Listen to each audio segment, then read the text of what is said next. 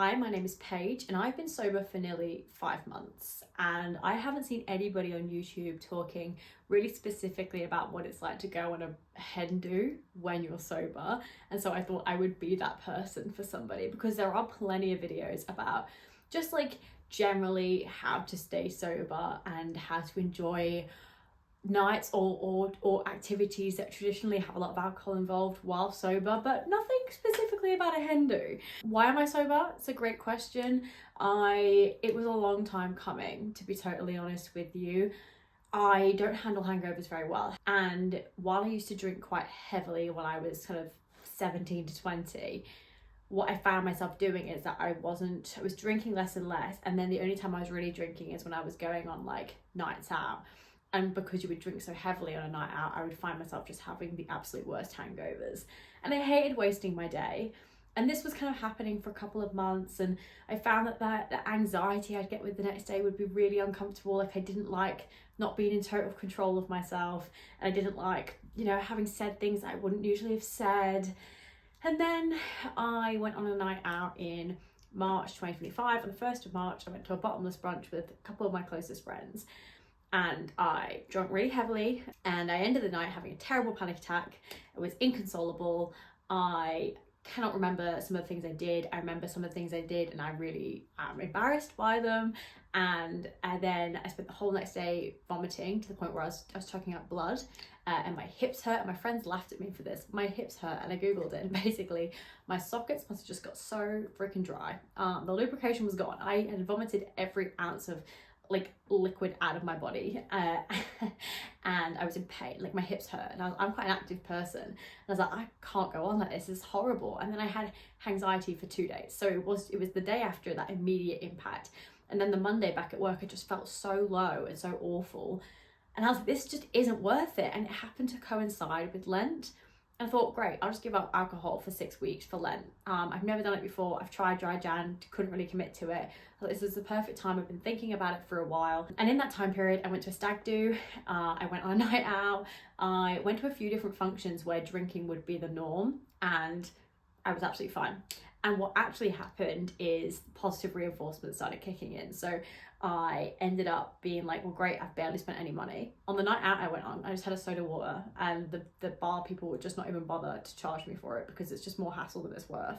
Waking up without a hangover, phenomenal. Although the first time on the stag do, I had a lot of tonic water and I didn't realize how much sugar was in them, and I did like barely sleep and wake up with the sugar hangover, which was kind of a piss take. But we live and we learn. Note to self: too many sugary drinks, it's going to do a very similar thing to alcohol, bar the anxiety, thank God. And so I got through that 6-week period, and I was like, I don't really see a point for stopping this right now. And so since then, I've been on a hen do, I've been to a wedding, I've been on nights out, I've done all these things where drinking would be encouraged, and I just haven't done it. And I wanted to talk specifically about the hen do because it's a big deal, right? It was like a 3-night, 4-day thing, one of my closest friends. And actually, what worked out really well is I had been on a night out with this friend. It was the same one who I went on that infamous night out in the March where I'd had that panic attack and was really low. I went on another night out with that exact same friend, completely sober, in Liverpool, and had a fucking immaculate time. Like, we all woke up the next morning being like, that was so much fun. And so because we'd done that, I felt confident in being like, hey, I'm not gonna be drinking at your hen do. And she was like, that's so cool. Like, I have been out with you sober, and I know that you're a laugh either way. I'm not like, you do you, hun. That's absolutely fine. And so I was really lucky in that circumstance. I do think the first thing you have to do is just like let people know, or at least let the bride know, and maybe any of your like closer friends on the hen do, just because then you don't have to have any weird conversations while you're there, right? Just set the tone and then go from there. And then I didn't have any formal conversations with the rest of the bridal party, but it just kind of came up, and it was really funny. I remember it was like night 3 or something, and one of the girls who I didn't know as well was like, Paige, I cannot believe you've been sober this whole time. Like, one of the girls told me this morning, and I'm in shock because like, you've just been dancing and being silly and doing as many things as we all have. Like, I didn't even know. If you're somebody who can have fun without drink, you can do that for an extended period of time on a hen do. If anything, if you're someone like me who can't handle hangovers, you'll probably be more fun on the hen do than if you were drinking. This is the issue I came up against, is I was like, I can't do 3 straight nights out with alcohol. I won't cope. I can't bounce back. Some of my friends have that capability. And I don't. But every morning I woke up and I was like, this actually feels pretty good. Like, I'm not hungover, I was tired. They're all mums that went on this hen do, so they're all getting up at 8 a.m. despite getting in at 2 a.m. And I was like, actually, I'm more tired than anything. But at no point did I feel that I really wanted to drink. I feel like if you've been on, I would really recommend going on a night out, ideally maybe with a few of the friends who are going on the hen do, especially if it's a night out type of hen do beforehand.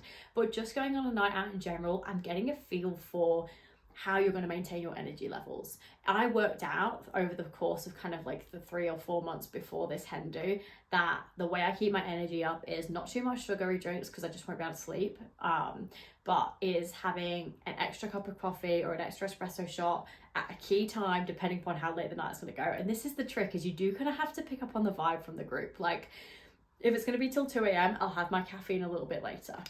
And then if you're in a situation where you're out and you're flagging a little bit, that's when you pull on the sugary drink, so that kind of like short-term boost. But what I find myself doing is having a coffee or having an espresso at like somewhere between 5 and like 8 p.m, and that would be the energy I needed to keep going. Fortunately, on this hen do, we didn't have anything like a cocktail making class. I feel like that would be really annoying if you were someone who wasn't drinking and you were paid a lot of money for juice.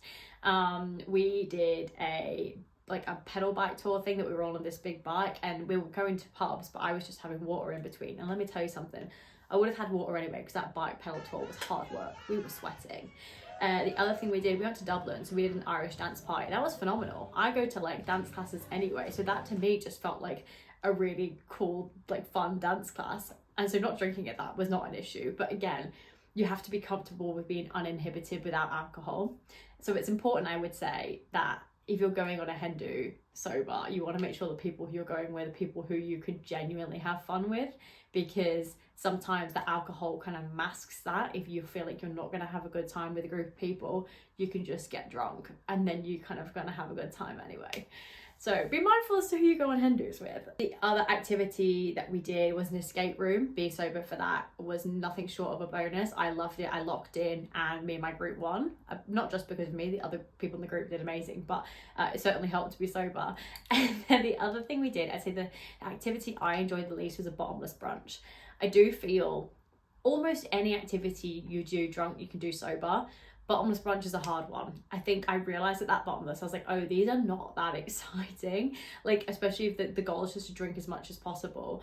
And they're quite noisy, so you can't really have conversations with people. I still enjoyed it, but it was definitely my least favorite part. And I got conned into paying the bottomless brunch price, which I had bottomless like mocktails, but I don't want bottomless sugar, otherwise I'm just gonna feel like sick. So I kind of had like half of my mocktail and I was like, cool, I'm on the water. So stick to your guns if you're going to a bottomless, and just negotiate that you just pay for your food. I think the thing about hen dos is they are quite intense, and at least for me, if I had been drinking, I think that would have made that worse. I really would have struggled with keeping up the energy with like some people who are like virtual strangers every single day, not having that time to recharge if I'd also felt like crap. Like, I'm a bit like a sim. If kind of some of my bars are on orange or red, like I really struggle to maintain the energy. I need everything to be green all the time. And so toward the end, with the lack of sleep, I was struggling slightly, but it meant that I could, like, on the last night, everybody was flagging, and the bride still wanted to go out, and I was like, okay, well, this is your night, this is what we're going to do, and it's Dublin, so it's live music, it's a great vibe. And I was like, we're going out. Because I'd been sober the whole time, I was able to kind of muster that energy, whereas one of my friends, bless her cotton socks, was damn near shitting herself. I dragged her out anyway, and that's the other perk. On one hand, you kind of become the mum of the group by default. I mean, I kind of was anyway, but the other perk is that you're able to like keep the energy of the group going. You're actually the one like leading the way towards the end, because everyone else is flagging and you're like, hey, I'm not suffering as much as you, so I'm going to keep up the good vibe. So yeah, I guess my advice would be, make sure you've done a night out sober before, at least once. I recommend twice. I had to workshop some things and work out how best to like augment my body so that I could last through the night. If you're someone who enjoys like dancing, you're gonna love a sober hen do, because like, especially if you're a hen who wants to go out every night, you're just having a boogie. That's literally all it is. You're having a dance, and what you'll realize is that everybody else around you is drunk and dancing really badly. And like, hey, whether you're a good dancer or not doesn't matter, but you're sober, so you can probably keep to beat a lot better than the rest of these fuckers. Make sure that it's at least 1 or 2 people on the hen do that you're really comfortable with and you know you can have a laugh with regardless of how drunk you are. I think it could feel quite isolating if everyone else is drunk out of their head and no one's kind of like your comrade in that. Stick to your guns. I think there wasn't ever really a time I was tempted to have an alcoholic drink, and I swear by the fact, and this advice is echoed in all the YouTube videos I've seen about sobriety and nights out and things like that, is the first hour is the worst. Let everybody else become uninhibited, and once they feel like silly goofy, they're going to meet you where you're at and you can just have a laugh. I kind of forget sometimes other people are drinking, and then it gets to a point in the night where people's voices start slurring and I'm like, oh yeah, like I'm the only sober one here, I forgot about that. Be mindful of the activities you're signing up for. You know, just set your boundaries. If there's an activity like a cocktail making class or a bottomless brunch and it is kind of expensive, you know, maybe have a conversation with whoever's organising that hen do and say, the reality is I'm not going to get a lot from this. You know, is it one I can sit out on? Is there something else we can do? You know, you've got to be mindful about how you're spending your time and your money. I'd say the bottomless was fine. Like, it wasn't, especially if there's entertainment, that definitely makes it better. If it's just a bottomless, everyone's just getting tired and you're just sat there like, I want to move. And I think for me, that's where my energy comes from. I feel like when I'm sober in those scenarios, if I'm dancing, I find it a lot easier to maintain the energy. Whereas like if you just sat down like and everyone's guzzling for a second, you're just like, Have your, you know, your fun drinks that you like. I have a couple of alcohol-free alternatives I really enjoyed. I was in Dublin, so I had a 0% Guinness at one point. It's really funny. A couple of my friends were laughing because they were like, if you looked at your Instagram, you wouldn't know you were sober because you're so ridiculous anyway. But also, like, at one point you were drinking a Guinness. It doesn't say 0% on it. Like, you just joining in with everyone else. You get in the spirit of drunk. I'm gonna give you permission to muck up because I did, not even intentionally. Like, if you had one drink, because you like gave into peer pressure or whatever it was, just be like, oh cool, no actually I'm just gonna leave it at that. You know, feel free to just like reset the clock. It's not that deep, it's not that serious, it's not like you're like committing like a crime. At one point, because I had my mocktail and the person next to me had their cocktail, looked exactly the same, I slurped from it and I was like, hold the phone, and that's got vodka in it, and it was only one sip and I was like, cool. I didn't even tell anybody. I was just like, that wasn't my drink, it's not that serious. I would say there may be moments where you have to kind of like tell the group, hey, like I need to step out and get a coffee or whatever. But a top tip here, which I works really well for me, is that very often we'd be doing activities in the day and then it gets like 3 p.m. and we'd be kind of like a little bit aimless, waiting for the next activity. Everyone needs to pee, and I'd be like, guys, if I go buy a coffee, we can all go for a pee. And everyone's like, yes, coffee shop, let's go. So that worked out really well. If you're not a caffeine drinker, this one might not work for you, but find your kind of like your thing that gives you energy. Is it sugar? Is it a Lucozade? Like, what is it that like you can consume that like helps you keep that good vibe going? I would say there are a lot of positives to doing a hen do sober. I would absolutely do it again.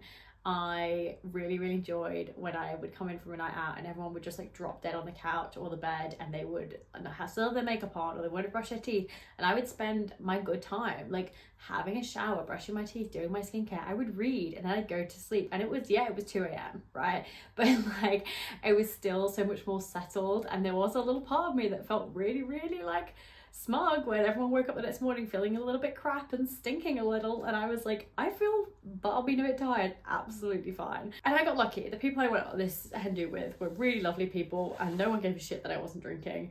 And like, just get involved, just continue to get involved in every activity. Every time there was a cheers, I cheers. Like, there's a video of somewhere of like us all cheersing our Guinnesses, and I just had an espresso and I clinked that and everyone had a giggle, and it just wasn't that deep or that serious. You'll save a lot of money. I spent so much less than the majority of those hens. You'll feel so much better for it. And you'll remember every moment. Oh my God, Dublin was so beautiful. And like the live music is so much fun. I was taking in every single moment. I was like digesting it. I've really got those memories locked in my head of like one of my closest friends' hens, because I wasn't drinking the entire time. So I know everything that happened, and I'm really grateful for that. But most people just lean in and have a giggle because no one else knows you're sober. Apart from your hen do group, literally nobody knows. I was dancing, like one of the girls said to me at one point, they were like, it's a miracle you haven't been kicked out for being too drunk, because the way you're dancing is so unhinged. Like, in a love it, they were like, it's hilarious. Just you know, break the fourth wall. Nothing's real, everything's made up. Have a giggle, and I don't think you'll feel worse off for it. In fact, I am going to one in September and I'm gonna stay sober because it's too much fucking hassle otherwise. Good for you, babe, for just giving it a go. And there's no harm, no foul. If you have a slip up, doesn't matter, start again tomorrow. If you want to maybe go on the hen do but drink less drinks rather than go the full hog, good for you, babe. Do what works well for you. Deconstruct your relationship with alcohol and have a giggle. You'll have fun. Bye.